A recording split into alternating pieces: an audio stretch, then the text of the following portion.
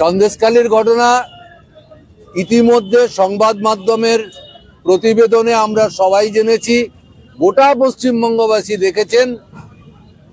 এরকম একটা পরিস্থিতি আমাদের দেশের ভূখণ্ডে কোথাও থাকতে পারে, এটা আমরা কোনো মানুষ কল্পনা করতে পারি না।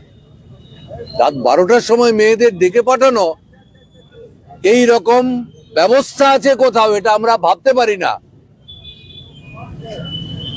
হাজবেন্ডরা প্রশ্ন তুলেছে, কেন আমার স্ত্রীকে আপনি ডাকছেন 12টার সময়?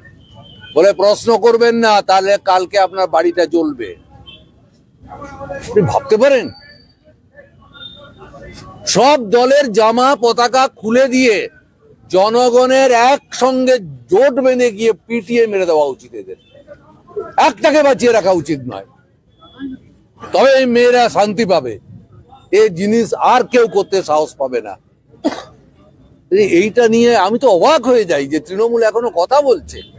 তোদের পদত্যাগ করে চলে যাওয়া উচিত। আর এক মুহূর্ত শাসন ক্ষমতায় থাকার অধিকার মমতা ব্যানার্জির নেই।